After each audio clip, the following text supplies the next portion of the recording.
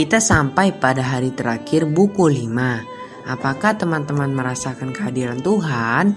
Kehadiran Tuhan tidak bisa dipaksa. Namun ada saatnya Tuhan seperti absen atau tidak hadir. Mari kita berusaha mengejar kehadirannya, bukan dengan cara orang kafir. Mama sependapat, jangan sampai Allah yang sudah beranugerah itu muak dengan ibadah yang dilakukan umat perjanjiannya. Walau Allah selalu ingat perjanjiannya, tapi janganlah kita mempermainkan di luar yang difirmankan Tuhan. Mari kita segera mengikuti penjelasan firman Tuhan dari Pendeta Jusa. Anak-anak, selamat berjumpa kembali dalam acara kesayangan kita, yaitu berpetualang dalam kerajaan Allah. Saya percaya kamu semua dalam keadaan sukacita dan penuh damai sejahtera. Meskipun banyak kesulitan dan pergumulan yang kamu hadapi. Kan bukan begitu seharusnya sebagai anak-anak Tuhan ya. Nah anak-anak, tema kita kali ini adalah menyedihkan. Ini yang terjadi ketika Salomo ditolak Tuhan. Bacaan Alkitab kita diambil dari 1 Raja-Raja pasal 11 ayat 14 sampai 43. Bunyinya demikian. Sebabnya ialah karena ia telah meninggalkan aku dan sujud menyembah kepada Asitoret, dewi orang Sidon, kepada Kamos, Allah orang Moab, dan kepada Milkom, Allah Bani Amon. Dan ia tidak hidup menurut jalan yang kutunjukkan dengan melakukan apa yang benar di mataku. Dan dengan tetap mengikuti segala ketetapan dan peraturanku. Seperti Daud ayahnya.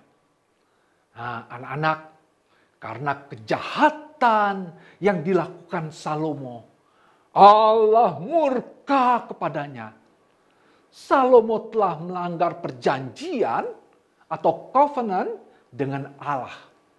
Berdasarkan anugerah Allah atas umatnya, maka Salomo dan keturunannya harus ditolak.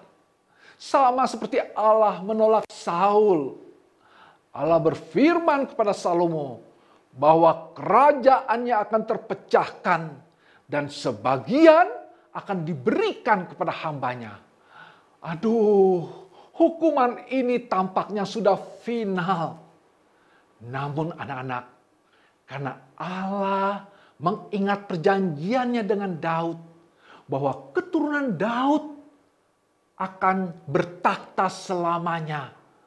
Maka Tuhan masih mengizinkan keturunan Daud untuk memerintah satu suku saja. Sebagaimana yang kamu bisa baca di dalam 1 Raja-Raja pasal 11 ayat 13. Hukuman Allah sepertinya akan menyebabkan banyak orang terputus atau tidak menjadi bagian dalam hubungan perjanjian covenant dengan Allah. Antara Allah dengan Daud.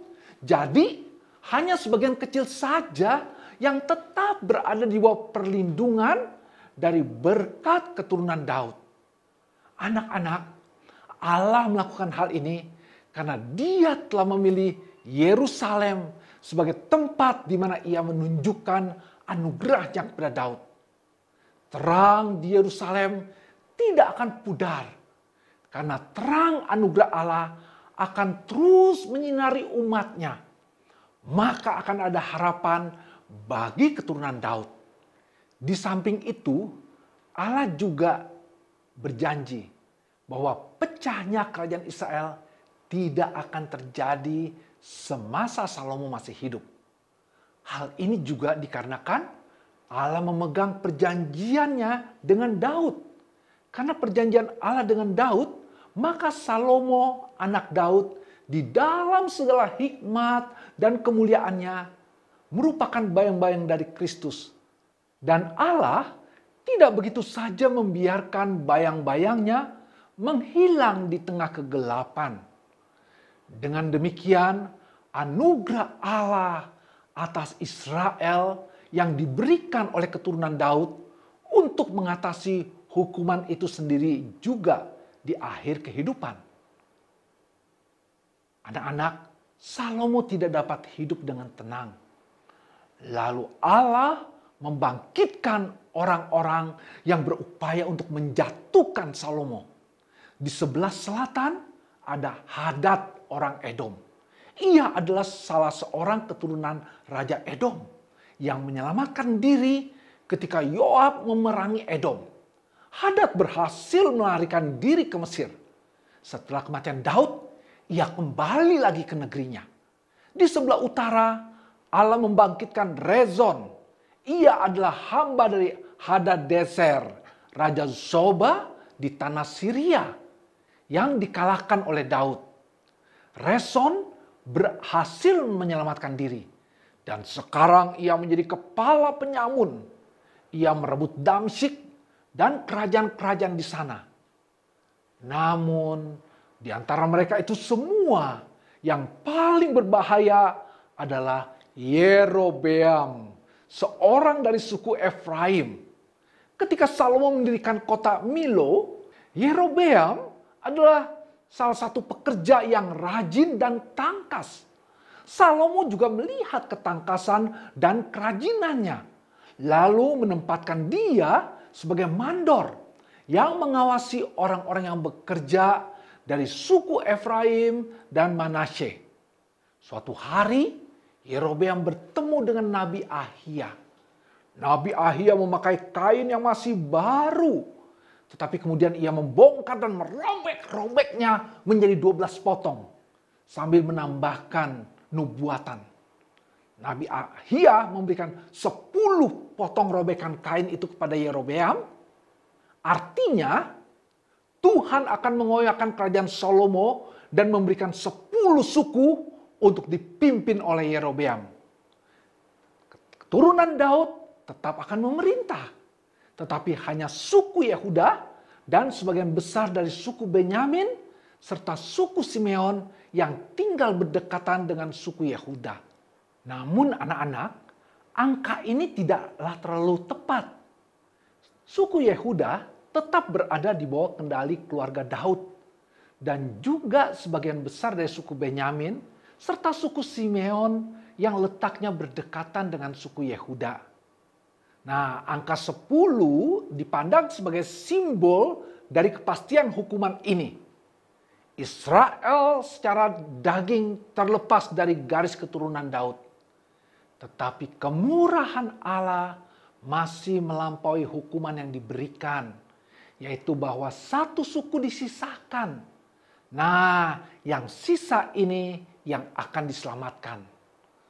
Namun anak-anak, Ahia menekankan bahwa hal ini baru akan terjadi setelah Salomo mati. Jika Yerobeam berjalan sesuai dengan peraturan Tuhan, maka Tuhan akan membuat keturunannya juga teguh. Dengan cara ini Allah hendak merendahkan keluarga Daud. Namun, hal ini tidak akan berlangsung selamanya. Karena suatu hari, melalui Kristus, kemuliaannya akan bersinar kembali. Anak-anak, Yerobeam tidak menyadari besarnya kata-kata nubuat yang disampaikan Ahia. Dan ia sama sekali tidak memohon kemurahan Tuhan atas hukuman yang ingin ditimpakan Allah kepada keturunan Daud.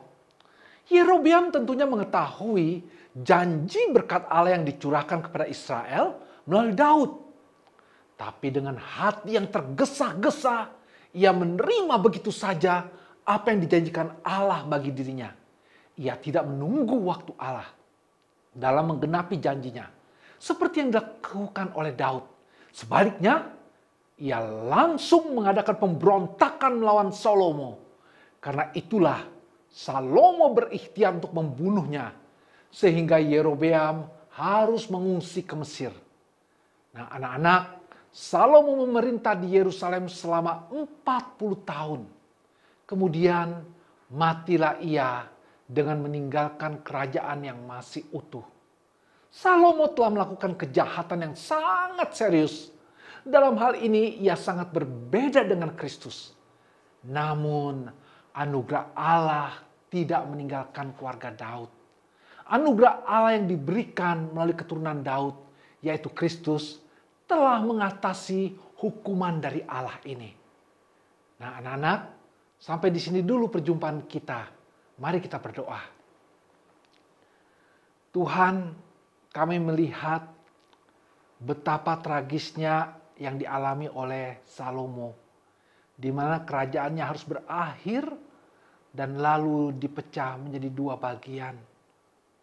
Tuhan, kami belajar juga Tuhan, bagaimana ketika manusia tidak menyadari bahwa segala sesuatu yang dimilikinya itu berasal dari Tuhan, tetapi menyangkalinya dan bahkan menyombongkan diri. Akhirnya sekuat apapun dia akan mengalami kejatuhan. Jagalah kami ya Bapa dengan Roh-Mu yang kudus. Ingatkan kami akan kebenaran firman Tuhan, sehingga kami tidak jatuh ke dalam kesombongan seperti apa yang dialami oleh Salomo dan akhirnya direndahkan begitu rupa. Terima kasih Tuhan untuk apa yang boleh kami dengar pada hari ini. Dan kami mau serahkan sisa waktu hidup kami ke dalam tangan Tuhan, agar hidup kami boleh senantiasa berkenan bagi Tuhan. Dalam nama Tuhan Yesus Kristus kami berdoa dan bersyukur. Amin.